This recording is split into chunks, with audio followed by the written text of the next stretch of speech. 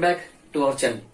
మనము previous part లో 6వ తరగతిలో 6వ అధ్యాయం లోని నిష్పత్తికి సంబంధించి అభ్యాసము 1 మనం మొదలు పెట్టుకోవడం జరిగింది. దానిలో భాగంగా మనకి అందులో మిగిలినటువంటి ఈ చివరి సమ్ డిస్కస్ చేద్దాం. ఇటువంటి సమ్స్ మనకి అడిగే ఛాన్సెస్ అయితే చాలా ఎక్కువ ఉన్నాయి. సో మనం ఇది క్లియర్ గా నేర్చుకుని దీనికి రిలేటెడ్ గా ఉన్నటువంటి కొన్ని మోడల్స్ కూడా మనం డిస్కస్ చేద్దాం ఈ వీడియోలో. రైట్, క్వశ్చన్ చూసినట్లయితే రహీం అనే ఒక వ్యక్తి ఒక సాఫ్ట్వేర్ కంపెనీలో పనిచేస్తూ నెలకు 75,000 రూపాయలు సంపాదిస్తున్నాడంట. అంటే అతని యొక్క జీతం ఎంత అండి? అతని యొక్క జీతము 75,000. ఈ 75,000 రూపాయలలో అతను అందులో 28,000 రూపాయలు ఆదా చేస్తున్నాడు. అంటే అతనికి వస్తున్నటువంటి జీతంలో అతని ఖర్చులు పోగా అతను ఆదా చేస్తున్నటువంటి జీతం ఎంత అండి? 28,000. అంటే అతనికి వస్తున్న 75,000లో 28,000 రూపాయలు అతను దాచుకుంటున్నాడు. అంటే రిమైనింగ్ అమౌంట్ అంతా కూడా ఏమైనట్టు ఖర్చు పెడుతున్నట్టే కదా. మరి మిగిలిపోయిన డబ్బులు ఏమవుతాయి? మనకి ఖర్చు అవుతుంది. దాని సప్రాక్ట్ తీసివేయండి. 15లో 8 తీస్తే 7, 6 ఉంటుంది, 6 2 తీస్తే 4. కాన్సెప్ట్ క్లియరా? అతనికి వస్తున్నటువంటి జీతం 75,000 రూపాయలు, ఆదా 28,000 రూపాయలు. ఇంత డబ్బులు మిగిలిందంటే ఏదైతే మనకి తీసివేస్తే డబ్బులు వస్తుందో ఆ అమౌంట్ ఏమవుతుందంటే ఖర్చు అవుతుంది. రైట్, ఇప్పుడు మనకి 3 వేలు వస్తాయి. ఇప్పుడు చూడండి, ఫస్ట్ సమ్ నిష్పత్తి కనుక్కోమని చెప్పాడు. నిష్పత్తి ఎలా కడతాం? ఇక్కడ అతని ఆదాకు జీతానికి, అంటే ఫస్ట్ ఎవరు రాయాలి? మనం ఆదా రాసుకోవాలి. ఆదా ఎంత అండి? 28,000 ఈస్టు జీతం ఎంత అండి? జీతం 75,000. 3 zeros కట్ అయిపోయి మీకు చెప్పాను. జీరోస్ ఉంటే మనం ఈజీగా క్యాన్సిల్ చేసుకోవచ్చు. 28, 75 రెండు ఒకే ఏకంలో ఉండే అవకాశం ఏమైనా ఉందా? 28:75 వచ్చింది. రెండు ఒకే ఏకంలో ఉండేటటువంటి అవకాశం అయితే ఏమైతే లేదు. నెక్స్ట్, అతని జీతానికి ఖర్చుకు జీతం ఎంత అంటే వచ్చింది? 75,000 ఈస్టు ఖర్చు ఎంత అంటే వచ్చింది? 47,000. 3 zeros క్యాన్సిల్. 75:47. 47 ప్రధాన సంఖ్య కాబట్టి ఇంకా ఇటువంటి అవకాశం అయితే లేదు. ఇంకే నెంబర్తో కూడా భాగించబడదు. అతని ఆదాకు ఖర్చుకు ఆదా ఎంత అండి? 28,000 ఈస్టు ఖర్చు ఎంత అండి? 47,000. Zeros cancel. 28:47. సో చాలా ఈజీ క్వశ్చన్ అండి. మీకు ఇక్కడ క్వశ్చన్ చూస్తే మీకు అతని యొక్క జీతం కనిపిస్తుంది, అతని యొక్క ఆదా ఇస్తాడు వాడు, కానీ అతని యొక్క ఖర్చు మనకి ఇవ్వలేదు. మరి 75,000 రూపాయలు జీతం వచ్చి 28,000 రూపాయలు తన దగ్గర మిగులుతుంది. ఆదా అంటే మిగులుతుంది అంటే మిగిలినంతా ఖర్చు పెట్టినట్టే కదా. ఆ మిగిలింది ఏమవుతుంది? మనకి మైనస్ చేస్తే వస్తుంది. అది మనం మైనస్ చేసాం. మనకి 3 వాల్యూస్ వస్తే జాగ్రత్తగా క్వశ్చన్ చదువుకొని మనకి ఏంటి పడిచాడు మనం అబ్జర్వ్ చేసుకుంటే సరిపోతుంది. సో ఇటువంటి క్వశ్చన్స్ ఒక లెవెల్ దాటి మనం నేర్చుకునే ప్రయత్నం అయితే చేద్దాం. ఇప్పుడు కొన్ని మోడల్స్ మనం డిస్కస్ చేద్దాం. ఇప్పుడు మనము ఆ క్వశ్చన్ కి సంబంధించి మరికొన్ని కొత్త మోడల్స్ కూడా మనము నేర్చుకునే ప్రయత్నం అయితే చేద్దాం. ఇక్కడ ఒక క్వశ్చన్ చూసినట్లయితే, ఒక ఉద్యోగి ఉన్నాడండి. ఆ ఉద్యోగి యొక్క ఖర్చు మరియు పొదుపుల మధ్య నిష్పత్తి మనకి ఇచ్చాడు 7:3. 7:3. ఇక్కడ 7 అంటే అర్థం ఏంటండి? ఇవి 7 వాటాలు. 3 అంటే అర్థం ఏంటండి? 3 వాటాలు. కాన్సెప్ట్ క్లియరా? రైట్, ఇక్కడ ఇదేంటిది ఖర్చు, ఇదేంటిది పొదుపు. వాడు మనకేమి ఇచ్చాడు? పొదుపు ఇచ్చాడు 2,400. ఈ పొదుపు 2,400 ఇచ్చాడు. పొదుపు అంటే ఎన్ని వాటాలండి? 3 వాటాలు కదా. పొదుపు అంటే 3 వాటాలు అంటే అర్థం ఏంటి? 3 వాటాలు 2,400. 3 వాటాలు 2,400 అయినప్పుడు ఒక వాటా ఎంత అవుతుంది? 2 భాగించుకోవడమే. 3 1 3 8 800 అవుతుంది. ఒక వాటా ఎంత అండి? మనకి 800 అయింది. మనకి క్వశ్చన్ లో ఏం అడిగాడు వాడు? జీతం ఎంత అని క్వశ్చన్ వేశాడు. మనకి జీతం ఎంత అని క్వశ్చన్ వేశాడు. జీతం ఎప్పుడు కూడా ఏమవుతుంది? మనకి అతను చేసిన ఖర్చు ప్లస్ అతని దగ్గర మిగిలిన సొమ్ము, ఈ రెండు కలిపితే కదా మనకి జీతం వస్తుంది. అతను చేసిన ఖర్చు ఎన్ని వాటాలు? 7 వాటాలు. అతను దాచుకున్నటువంటి సొమ్ము ఎంత? 3 వాటాలు. మొత్తం కలిపితే ఎంత అండి? 10 వాటాలు అవుతుంది. అంటే ఈ 10 వాటాలే మనకి ఏమవుతుంది సార్ అంటే జీతం అవుతుంది. మరి ఒక వాటా 800 అయింది. మరి 10 వాటాలు ఎంత అవుతుంది? 10 800 అవుతాయి. 8,000. అతని యొక్క జీతం ఎంత అయింది? 8,000 అయింది. ఈ విధంగా మనం ఇటువంటి సంవత్సరం చేసుకోవచ్చు. తర్వాత ఒక తరగతిలో 40 మంది కలరు. తరగతిలో అనేసరికి బాలురు ఉంటారు, బాలికలు ఉంటారు, బాయ్స్ ఉంటారు, గర్ల్స్ ఉంటారు. బాలురు మరియు బాలికల నిష్పత్తి ఏది అని అడిగాడు. ఏంటి సార్ ఇది నిష్పత్తి ఎలా సార్ మనం కొడుకుంటాం? సింపుల్ లాజిక్ అనండి. టోటల్ 40 వచ్చింది కదా. టోటల్ స్టూడెంట్స్ 40 మెంబర్స్ ఉన్నారు. అయితే ఈ క్రింది వాటిలో ఏది బాలురు మరియు బాలికల యొక్క నిష్పత్తి అవుతుందని క్వశ్చన్ వేశాడు. ఎలా చేస్తామో చూద్దాం. చాలా ఇంపార్టెంట్ సార్, ఇలాంటి సమస్య మనం అడుగుతాం. 2 1 ఇచ్చాడు వాడు. మనం ఏం చేస్తామంటే ఈ రెండు కలపండి, 3 అండి కదా, అంటే 3 వాటాలు, 3 వాటాలు ఇది. అంటే బాలురు మరియు బాలికలు కలిపితే 3 వాటాలు వచ్చిందంట. 3 వాటాలు 40తో భాగించబడుతుందా? 3 40తో భాగించబడుతుందా? భాగించబడదు కదా, కాబట్టి ఇది కాదు. తర్వాత 4:3 అన్నాడు. అంటే బాలురు 4 వాటాలు, బాలికలు 3 వాటాలు, మొత్తం 7 వాటాలు అయింది. 7 వాటాలు 40తో భాగించబడుతుందా? 40 అనేది 7తో భాగించబడదు కదా, కాబట్టి బి కూడా కాదు. నెక్స్ట్ 5 వాటాలు 3 వాటాలు, 8 వాటాలు వచ్చింది. 8 వాటాలు 40 అన్నాడు. 8 5 40 అవుతుంది కదా, ఇది అవుతుంది మనకు ఆన్సర్. 5 7 చూడండి, 5 7 12, 12 40తో భాగించబడుతుందా? భాగించబడదు. సారీ, 40 అనేది 12తో భాగించబడుతుందా? భాగించబడదు, కాబట్టి అది అవ్వదు. సో ఇక్కడ 40 అనేది 3 చే భాగించబడదు, 40 అనేది 7 చే భాగించబడదు, 40 అనేది 12 చే భాగించబడదు, 8 చే భాగించబడింది. కాబట్టి మనకు ఆ నిష్పత్తి ఏది అవుతుంది సార్ అంటే 5:3 అవుతుంది. ఈ సమ్ మనకి చాలా సార్లు ఎగ్జామ్ ఆడడం అయితే జరిగింది. సేమ్ మోడల్ అండి. ఒక బాక్స్ లో డజను అద్దాలు ఉన్నాయి. డజను అంటే ఏంటంటే 12, స్కోరు అంటే మనం 20 వస్తువులు అనుకున్నాం కదా, డజను అంటే 12. పగిలిన మరియు పగలని అద్దాల యొక్క నిష్పత్తి అంత అడిగింది. ఇక ఇలా విధంగా కొన్ని ఆప్షన్స్ అయితే మనకి ఇవ్వడం జరుగుతుంది. 2:3 అని ఇచ్చాడు అనుకుందాం, అలాగే 1:3 ఇచ్చాడు అనుకుందాం, 5:2 ఇచ్చాడు అనుకుందాం, అలాగే డి 9:1 ఇచ్చాడు అనుకుందాం. ఓకేనండి, మీరు అబ్జర్వ్ చేస్తే మొత్తం ఎన్నండి మనకు ఉన్నాయి అద్దాలు? 12 అద్దాలు ఉన్నాయి. అయితే ఈ క్రింది వాటిలో పగిలిపోయిన అద్దాలకి పగిలిన అద్దాలకి మధ్య నిష్పత్తి ఎంతో మనకి అడిగాడు. 2 3 ఎంత అండి? 5. 12 5 చే భాగించబడుతుందా? బడదు. నెక్స్ట్ 1 3 ఎంత అండి? 4. 12 4 చే భాగించబడుతుందా? భాగించబడుతుంది. నెక్స్ట్ 5 2 ఎంత అవుతుంది? 7. 12 7 చే భాగించబడుతుందా? బడదు. నెక్స్ట్ 9 1 10. 12 10 చే భాగించబడుతుందా? భాగించబడదు. ఇప్పుడు ఆన్సర్ ఏం సార్ అవుతుంది మనకి ఇక్కడ? బి 1:3 అవుతుంది. ఈ విధంగా మనము వాడు మనకి టోటల్ ఇచ్చేసి క్రింది వాటిలో ఏది నిష్పత్తి అవుతుంది అన్నట్టు ఈ విధంగా మనం చేసుకోవచ్చు, ఈజీగా చేసుకోవచ్చు, ఈజీగా మార్క్స్ అయితే మనకు వస్తాయి. తర్వాత ఒక తరగతిలో విద్యార్థుల సంఖ్య 72, అంటే మొత్తం విద్యార్థులు 72 మంది ఉన్నారు. బాలురు మరియు బాలికలు, బాయ్స్ మరియు గర్ల్స్ యొక్క రేషియో మనకి ఇచ్చాడు 7:5. 7:5 కాన్సెప్ట్ క్లియర్ కదండి.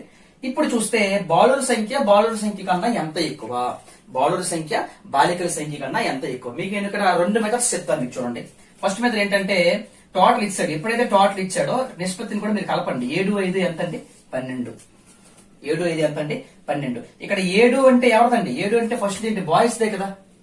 సో ఇక్కడ బాయ్స్ ఎంతమంది ఉన్నారు సార్ అని అంటే, ఎంతమంది ఉన్నారు సార్ అని అంటే బాయ్స్ ఎన్ని వాటాలు అండి? బాయ్స్ 7 వాటాలు. 7 బై మొత్తం ఎన్ని వాటాలు అండి? 12 ఇంటూ 72. 12 ఒకట్ల 12 ఆరుల 7 ఆరులు ఎంత అండి? 42. కాన్సెప్ట్ క్లియరా? అలాగే గర్ల్స్ కడదాం. గర్ల్స్ ఎంతమంది ఉన్నారు? ఎంతమంది ఉన్నారండి గర్ల్స్? ఎన్ని వాటాలు ఉన్నారు గర్ల్స్? 5 వాటాలు ఉన్నారు. 5 బై మొత్తం ఎంత అండి? 12 ఇంటూ 72. 12 ఒకట్ల 12 ఆరుల 5 ఆరులు 30. అయితే బాలుర సంఖ్య బాలికల సంఖ్య కన్నా ఎంత ఎక్కువ? బాలుర సంఖ్య బాలికల సంఖ్య కన్నా ఎంత ఎక్కువ ఉంది? 42 అనేది 30 కన్నా ఎంత ఎక్కువ? 12 ఎక్కువ కదా. 42 మైనస్ 30, 42 మైనస్ 30 12 ఎక్కువ. ఇది ఒక మెథడ్. ఇది ఒరిజినల్ ప్రాసెస్ అయితే ఇలా చేసుకోవచ్చు. నీట్ గా వర్కింగ్ చేసుకుని మన పిల్లల దగ్గర స్కూల్ లాగా చెప్పడం జరుగుతుంది. అలా కాకుండా షార్ట్ కట్ ఎలా చేసుకోవచ్చు సార్? వెరీ సింపుల్ అండి. బాలుర సంఖ్య బాలికల సంఖ్య కన్నా ఎంత ఎక్కువ అన్నప్పుడు బాలుర వాటా బాలికల వాటాకి వీళ్ళిద్దరికి ఎంత అండి ఎక్కువ ఉంది? ఇక్కడ 2 కదా, 2 వాటాలు. అంటే ఇక్కడ 2 వాటాలని అర్థం.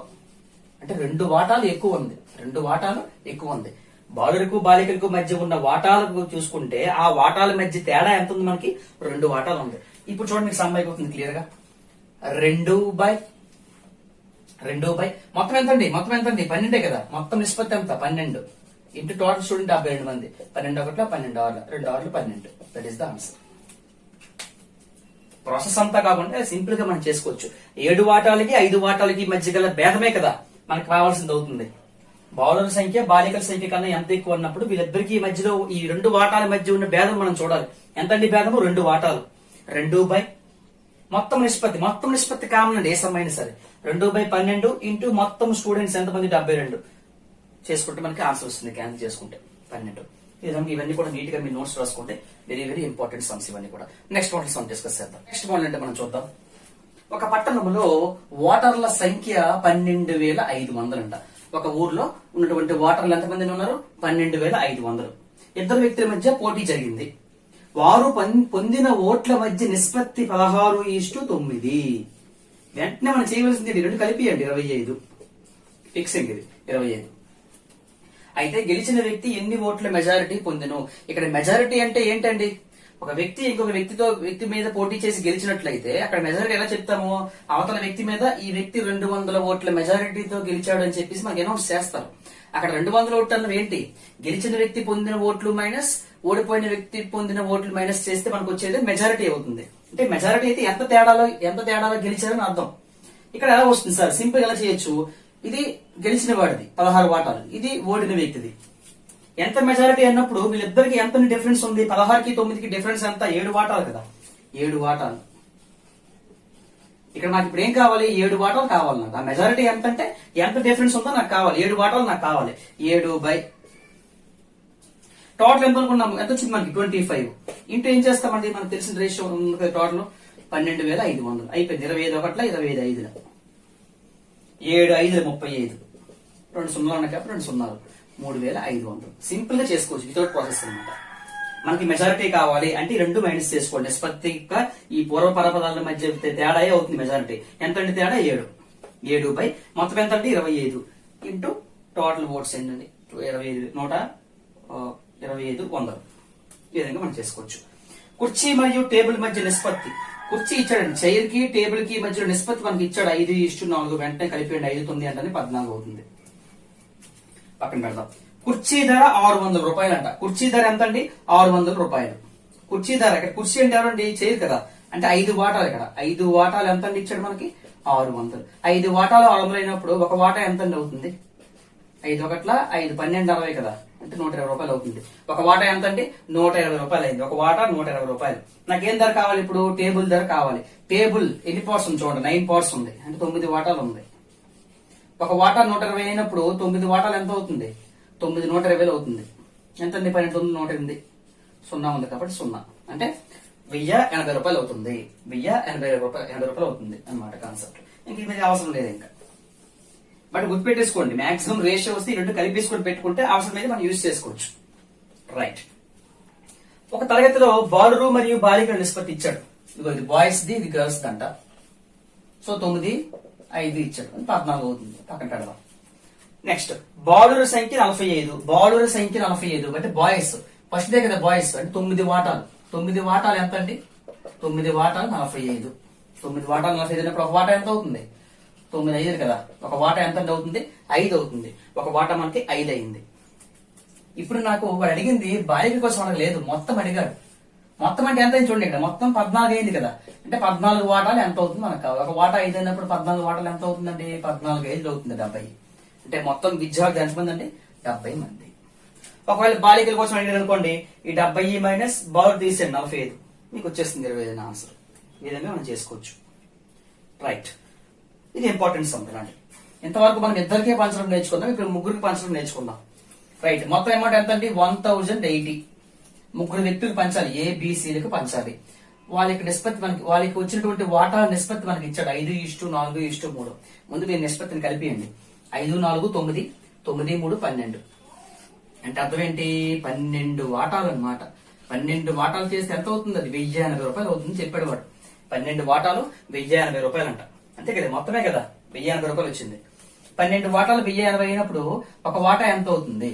ఒక వాటా ఎంత అవుతుంది? క్యాన్సిల్ చేసేయండి. 12 ఒకట్ల 12 9 కదా, 108. 0 0 అంటే ఒక వాటా 90 రూపాయలు అయింది. ఒక వాటా ఎంత అంటే 90 రూపాయలు అయింది. ఇప్పుడు నాకు ఏ కావాలి? ఏ అనే వ్యక్తికి ఎన్ని వాటాలు వస్తుంది చూడండి? 5 వాటాలు. ఒక వాటా 90 రూపాయలు అయినప్పుడు 5 వాటాలు ఎంత అవుతుంది? 5 90 అవుతుంది, 450 రూపాయలు. అలాగే బి చూద్దాం. బి ఎన్ని వాటాలు అండి? 4 వాటాలు అండి. బి ఎన్ని వాటాలు అండి? 4 వాటాలు. ఒక వాటా 90 రూపాయలు అయినప్పుడు 4 వాటాలు ఎంత అవుతుంది? 4 90 అవుతుంది, 360. రైట్. నెక్స్ట్ సి చూద్దాం. 3 వాటాలు. సి ఎన్ని వాటాలు అంటే? 3 వాటాలు. ఒక వాటా 90 రూపాయలు అయినప్పుడు 3 వాటాలు ఎంత అవుతుందంటే 390 అవుతుంది, 270 రూపాయలు. ఇది కలిపితే ఖచ్చితంగా మీకు 1080 రావడం జరుగుతుంది. ఇలా సింపుల్ గా చేసుకోవచ్చు వితౌట్ ప్రాసెస్. సింపుల్ లాజిక్ అనమాట. ఒకసారి క్లియర్ గా మళ్ళీ మీరు అవసరమైతే వీడియోని రివైజ్ చేసి ఒకసారి మళ్ళీ క్లియర్ గా మీరు చూసుకొని నోట్స్ కూడా ప్రిపేర్ చేసుకుంటే మీకు ఎంతో యూజ్ అవుతుంది. రైట్. ఇప్పుడు మనము 6.1 తర్వాత ఉన్నటువంటి టాపిక్ ఇప్పుడు అనుపాతం సంబంధించి డిస్కస్ అయితే చేద్దాం. తర్వాత అంశం ఏంటంటే అనుపాతము, ప్రొపోర్షన్ అంటాం మనం. సో ఈ టాపిక్ చాలా ఇంపార్టెంట్ అండి. దీనిపై చాలా సమస్య వచ్చే అవకాశం ఉంది. మనం టెక్స్ట్ బుక్ లో ఉన్నటువంటి మోడల్స్ తో పాటుగా అదనంగా మరికొన్ని మోడల్స్ కూడా మనం నేర్చుకోవాలి. సో అవన్నీ కూడా మనం క్లియర్ గా నేర్చుకుందాం. ముందు అనుపాతం అంటే ఏంటో మనం సింపుల్ గా తెలుసుకుందాం. అనుపాతం అంటే ఏం లేదండి, వెరీ ఈజీ. సమాన నిష్పత్తులు. నిష్పత్తులు సమానంగా ఉంటే ఆ రెండు నిష్పత్తులు దేనిలో ఉన్నాయి అంటామంటే మనము అనుపాతంలో ఉన్నాయని చెప్పడం జరుగుతుంది. రెండు నిష్పత్తులు గాని సమానంగా ఉన్నాయనంటే ఆ రెండు నిష్పత్తులు అనుపాతంలో ఉన్నాయి అంటాం మనం. ఫర్ ఎగ్జాంపుల్ ఇక్కడ చూడండి, ఏ ఈజ్ టు బి ఒక నిష్పత్తి, అలాగే సి/డి ఒక నిష్పత్తి అయితే ఈ రెండు గాని మనకి సమానంగా ఉంటే, ఆ రెండింటి యొక్క వాల్యూస్ గాని మనకి సమానంగా ఉంటే అప్పుడు ఆ రెండు కూడా మనకి దేనిలో ఉన్నాయని చెప్తాం మనము, అనుపాతంలో ఉన్నాయని చెప్తాము. A/B = C/D. ఇక్కడ మీకు ఈజ్ టు అని యూజ్ చేస్తాం. నిష్పత్తి అంటే మనం ఈజ్ టు అని యూజ్ చేస్తాం. ఎందుకు ఈజ్ టు అని ఎప్పుడు ఎవరు కనుక్కున్నారు? 1628వ సంవత్సరంలో 1628వ సంవత్సరంలో ఆర్ట్రడ్ అతని పేరేంటంటే ఆర్ట్రడ్ అనే ఒక వ్యక్తి మ్యాథమెటిషియన్ మనకి ఈజ్ టు అనే పదాన్ని కనుగొనడం జరిగింది. ఓకేనండి, వెరీ వెరీ ఇంపార్టెంట్. మనకి 6th క్లాస్ టెక్స్ట్ బుక్ లో అయితే మీకు ఇచ్చాడు క్లియర్ గా. సో ఖచ్చితంగా మనం దీన్ని గుర్తుపెట్టుకోవాలి. ఆర్ట్రడ్ అనే వ్యక్తి 1628లో ఈజ్ టు కనుక్కోవడం జరిగింది. రైట్. సో ఇక్కడ మీరు చూసినట్టయితే A/B = C/D. ఈ రెండు కూడా సమానంగా ఉన్నాయి కాబట్టి ఈ రెండు కూడా మనకి అనుపాతంలో ఉన్నాయని చెప్తాం. అయితే సార్ ఇక్కడ చూడండి, ఇక్కడ జాగ్రత్తగా ఇక్కడ ఏని బీను ఏమంటామంటే మనము అంత్యములు అంటాం. ఏను ఇక్కడ ఏని డీని చివరిగా ఉన్నటువంటి ఇందులో ఫస్ట్ పదము, ఇందులో లాస్ట్ పదము, ఈ రెండింటిని మనం ఏమంటాము? అంత్యములు అంటాము. మధ్యలో ఉన్న ఈ రెండింటిని ఏమంటామంటే మనము మధ్యమములు అంటాము. చూడండి, సింపుల్ అండి. అనుపాతంలో ఉన్నాయంటే అంత్యముల లబ్ధము = మధ్యముల లబ్ధము. అంత్యముల లబ్ధము మధ్యముల లబ్ధము. అంత్యముల లబ్ధం అంటే ఇక్కడ ఏ, ఇక్కడ డి. A/D = మధ్యముల లబ్ధము అంటే B/C. అంటే ఇక్కడ A/D అంటే AD, B/C అంటే BC. సో ఈ కాన్సెప్ట్ ని బేస్ చేసుకుని మనకి 6th క్లాస్ లో సమ్స్ ఉన్నాయి, 7th క్లాస్ లో కూడా సమ్స్ ఉన్నాయి. ఇవన్నీ కూడా మనం డిస్కస్ చేద్దాం. సింపుల్ గా గుర్తుపెట్టుకోండి, అనుపాతం అంటే ఏమిటంటే రెండు నిష్పత్తులు గాని సమానంగా ఉంటే ఆ రెండు నిష్పత్తులు అనుపాతంలో ఉన్నాయని అంటాము. ఓకేనండి. ఇప్పుడు ఉదాహరణకు A/B = C/D. ఈ రెండు అనుపాతంలో ఉన్నాయి కాబట్టి అనుపాతంలో ఉన్నప్పుడు మాత్రమే మనం ఈ ఫార్ములాని యూజ్ చేస్తాము. అంత్యముల లబ్ధము = మధ్యముల లబ్ధము. అంటే ఇక్కడ అంత్యములు అంటే ఎలా అండి? ఫస్ట్ ది, ఇక్కడ లాస్ట్ ది. A/D = B/C. ఒక ఉదాహరణ కూడా నేను క్లియర్ గా మీకు ఎక్స్ప్లెయిన్ చేస్తాను చూడండి. ఫర్ ఎగ్జాంపుల్ ఇక్కడ 2:3 అన్నాను, 4:6 అన్నాను. ఈ రెండు కూడా సమాన నిష్పత్తిలో ఉన్నాయి అనుకుందాం. ఎలా ఉంటాయి ఏంటి అవన్నీ మనం డిస్కస్ చేద్దాం. ఈ రెండు కూడా సమాన నిష్పత్తులు అనుకున్నప్పుడు ఇప్పుడు అసలు ఉన్నాయా లేదా ఎలా చెక్ చేసుకోవచ్చు మనము? అంచెముల లబ్ధం చూడండి, 2 6 2 6లు ఎంత? 12. అలాగే మధ్యముల లబ్ధం చూడండి, 3 4 12. ఎప్పుడైతే అంచెముల లబ్ధం = మధ్యముల లబ్ధం వచ్చిందో అది అనుపాతంలో ఉన్నట్లు లెక్క. ఏ సమయాన్ని ఫర్ ఎగ్జాంపుల్ 1:2 తీసుకోండి, 3:7 తీసుకోండి. ఇవి అసలు ఉన్నాయా లేవా అనుపాతంలో? అంచెములు ఇంటూ చేయండి. 1 7 7 వచ్చింది, 2 3 6 వచ్చింది. లేవు కదా, అలా అన్నమాట. సో మనకి అనుపాతంలో ఉన్నాయా లేదా కూడా మనం ఈజీగా ఈ ఫార్ములా ద్వారా తెలుసుకోవచ్చు. ఒక నిష్పత్తులు ఇచ్చేసి క్రింది వాటిలో ఉన్నటువంటి నిష్పత్తులు ఏవి అనుపాతంలో ఉన్నాయని మీకు అడిగినప్పుడు వెరీ సింపుల్. ఆ రెండు నిష్పత్తులకు సంబంధించి అంచెముల లబ్ధం ఇంటూ చేస్తారు, మధ్యముల లబ్ధం ఇంటూ చేస్తారు. రెండు ఒకలాగా వస్తే ఉన్నాయంటాం, ఒకలాగా రాకపోతే అనుపాతంలో లేవు అని చెప్పడం జరుగుతుంది. సో ఈ అనుపాతానికి సంబంధించి 6th క్లాస్ లో ఉన్నటువంటి లెక్కలన్నీ కూడా మనము నెక్స్ట్ పార్ట్ లో డిస్కస్ చేస్తూ ఇక్కడ నుంచి అప్లికేటివ్ గా వచ్చే క్వశ్చన్స్, అదే విధంగా ఇక్కడ మీకు తృతీయ అనుపాతము, చతుర్థి అనుపాతం, ఇవన్నీ కూడా చాలా ఇంపార్టెంట్ టాపిక్స్ అండి. ఇవన్నీ కూడా మనము తర్వాత పార్ట్ లో క్లియర్ గా నేర్చుకుందాం. ఓకేనండి. అలాగే ఈ రోజు చెప్పిన అన్ని సమ్స్ కూడా మీకు ఇంపార్టెంట్, నోట్స్ ప్రిపేర్ చేసుకోండి. ఓకేనా? రైట్. సో మనము నెక్స్ట్ పార్ట్ లో కలుద్దాం. Bye friends.